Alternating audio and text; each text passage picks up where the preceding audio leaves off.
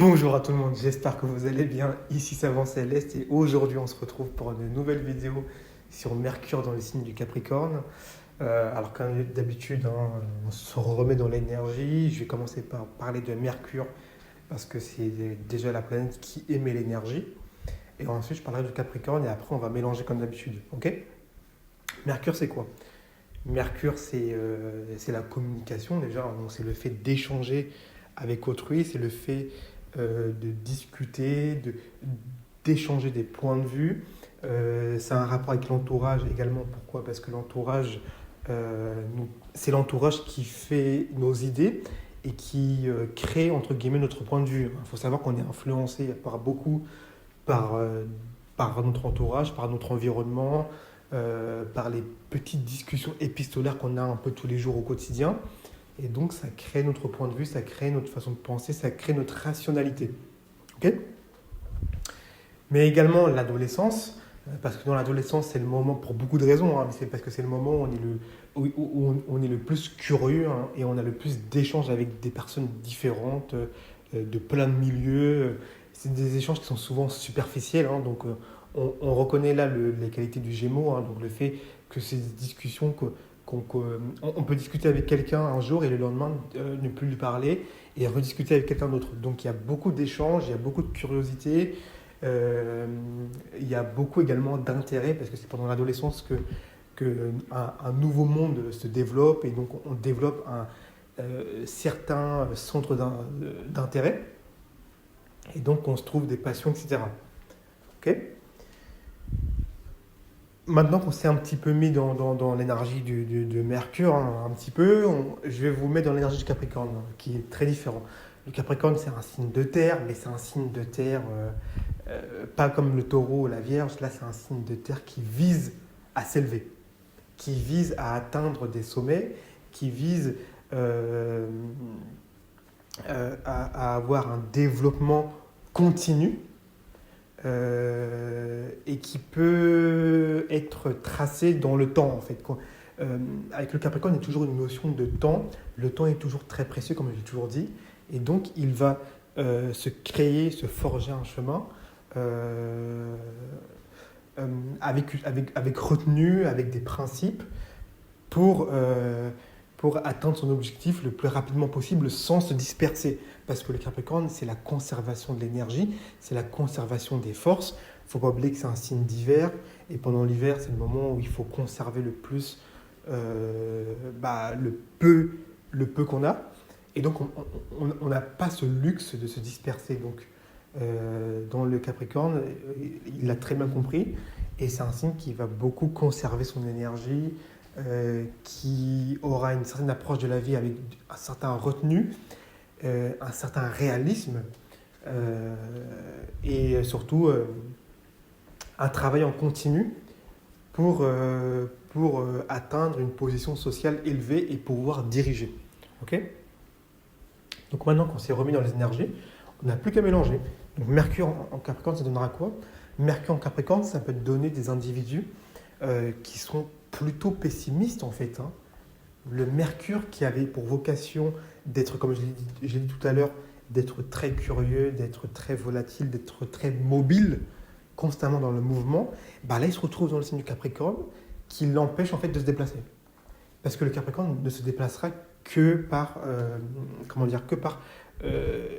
une structure, une discipline, que par un avancement progressif, linéaire, qui permettra de s'élever, d'atteindre une ambition, en fait. Alors que Mercure, on le remarque bien dans ces deux domiciles qui sont euh, la Vierge et le Gémeaux, ce sont deux signes qui sont mutables, donc adaptatifs, donc très mobiles, en fait. Mutable dans le Gémeaux par l'extérieur et mutable par l'intérieur par la Vierge. Donc ici, ça va manquer de mobilité. Et en fait, et ça on le voit très bien, dans les paroles d'un Mercure en Capricorne, dans les discussions, dans les échanges, il y aura toujours quelque chose, il y aura toujours une retenue. On aura du mal à dire certaines choses, ou alors on va les dire de manière trop directe, euh, sans forcément sans forcément prendre en considération l'autre, parce que le Capricorne a certes des qualités de, de, de dirigeant, de sérieux, de structure, de concentration, qu'on peut retrouver avec Mercure, hein, une très grande concentration, mais le Capricorne a toujours du mal à processer ses émotions. Parce que les émotions sont vues comme le mal par le Capricorne, parce que c'est des choses qui font dévier de la voie, qui empêchent d'avoir une régularité. Parce que si on est proche des émotions, bah en fait, un jour j'ai envie, un jour j'ai pas envie, comme on voit dans le Cancer. Et donc, le Capricorne éjecte ça. Il éjecte toute forme d'émotivité. Et donc, dans la parole, ça s'entend. Hein. Ce sont des gens qui vont avoir des mots parfois très crus, très proches de la réalité, très durs. Il y a une dureté du cœur dans le signe Capricorne. Pourquoi? Parce qu'il veut vous faire comprendre des choses. Et son seul relais, c'est Saturne qui gouverne le Capricorne. Donc, il va le dire de manière très franche, très dure, pour générer une transformation, entre guillemets, mais pour générer un bouleversement, un changement, faire prendre conscience des réalités. Ok. Comment a pu se passer l'adolescence? Parce que j'ai dit tout à l'heure, Mercure c'est l'adolescence. Mercure dans le signe Capricorne, l'adolescence, ça a pu être très compliqué. On a pu être très solitaire. Le Capricorne n'est pas le signe le plus populaire du zodiaque. Hein. C'est un signe qui est fait pour diriger, pour matérialiser concrètement des projets de longue haleine, hein, des projets vraiment qui vont prendre du temps. Et donc, dans cette énergie, une énergie entre guillemets un peu de vieux, une énergie un peu de personnes âgées, une énergie très mature, forcément, Mercure ne s'y retrouve pas en fait. Donc, ça va donner quelqu'un qui a pu connaître une adolescence avec une certaine solitude. On a sûrement été beaucoup dans la retenue. On n'a pas forcément... on était plutôt pessimiste, on n'a pas forcément... alors que justement, dans l'adolescence, il faut plutôt être dans un côté... dans l'adolescence, il faut plutôt être comme un Mercure en Gémeaux. Donc, c'est-à-dire un Mercure qui est très ouvert, très, très dispersé, mais la dispersion du Mercure en Gémeaux lui permet d'être très curieux, de se faire beaucoup d'amitié et de créer des connexions entre les gens. Et là, on a pu justement être... Mercure ici a été plutôt dans un côté d'isolation. D'isolation, il y a eu une distance, sûrement même avec l'entourage. Peut-être qu'on a été quelque part un peu mis à l'écart, ou on a mis à l'écart les gens inconsciemment, parce que ça nous permettait ici d'être discipliné et d'être exigeant envers soi-même pour atteindre un objectif. Okay. Surtout que le Capricorne n'est pas le signe qui s'adapte le mieux, hein. C'est un signe d'inadaptation. Pourquoi? Parce que l'inadaptation lui permet de rester focus, concentré sur son chemin et sur son objectif d'élévation. S'il s'adapte à chaque personne, il se disperse et ça, le Capricorne déteste ça. Ok? Je l'ai dit tout à l'heure, Mercure est beaucoup mieux dans les signes, dans les signes mutables, hein, et c'est là où il se retrouve le mieux, parce que la mutabilité permet de faire des connexions entre les choses, permet d'élaborer des plans, mais également de connecter les gens, comme le Gémeaux le fait, dans un signe d'air.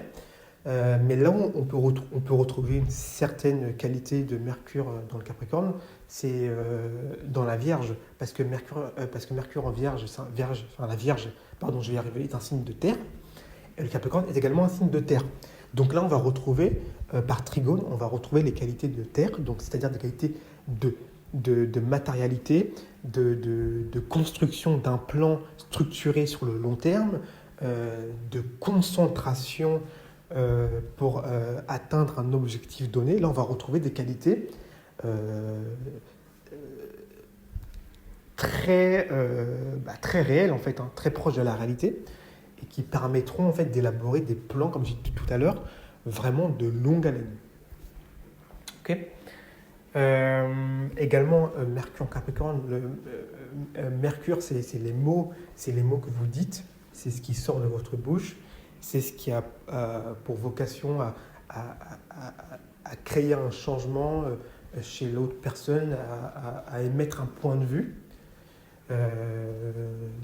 Et donc dans le Capricorne, les mots ont du poids, ont une certaine force.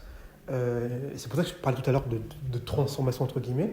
C'est que Mercure en Capricorne met du poids dans les mots. C'est souvent très lourd, c'est souvent très, très, très mature, trop mature même, très rigide, toujours empreint d'un certain de principes forts. Et donc forcément, ça peut être compliqué. Pourquoi? Parce que dans les échanges, le but des échanges, quand on discute avec quelqu'un, c'est que ce soit léger. C'est pour ça que les qualités des signes d'air sont très bonnes avec Mercure, parce que c'est des signes qui sont très légers, qui ne vont pas forcément être rigides, ça va être plutôt fluide, vous voyez. Et donc Mercure en Capricorne, lui, ralentit.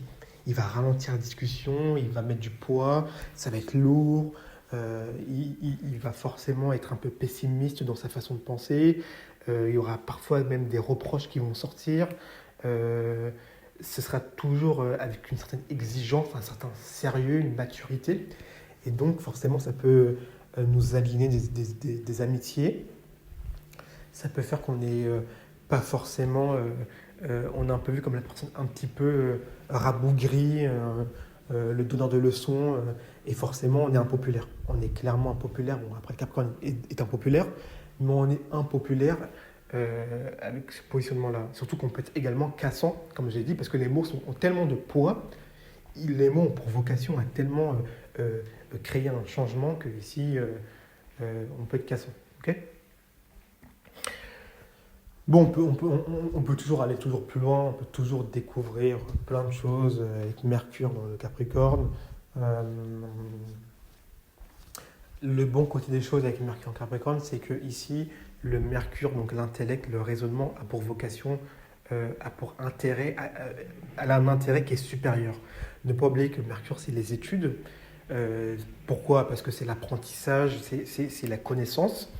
Et donc, il y a une telle exigence dans le Capricorne qu'ici, les études et les apprentissages ont pour but d'être très élevés, d'être supérieurs en fait à la moyenne, d'être toujours très proche de la limite.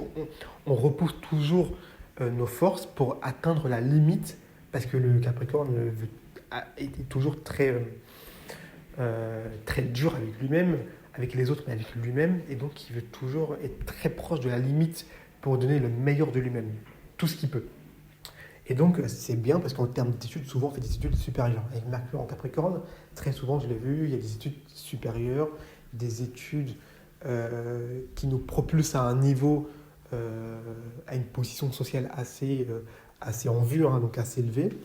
Et, et donc, euh, et donc, on est très... alors, les études, c'est souvent des études assez solitaires, hein. C'est des gens qui vont travailler souvent seuls. C'est Mercure en Capricorne, c'est souvent dur parce qu'on est souvent, très souvent seul. Il y a, et en plus, on voit souvent la vie en noir, on est souvent pessimiste, comme j'ai dit, donc il n'y a pas vraiment d'appui. Il n'y a pas vraiment d'appui, si ce n'est de personnes d'expérience ou de personnes âgées, parce que le Capricorne gouverne ce genre de personnes-là, donc des personnes qui ont déjà du vécu. Mais sinon, mais comme souvent on est jeune, très souvent on n'a pas vraiment d'appui, et donc on est très souvent solitaire.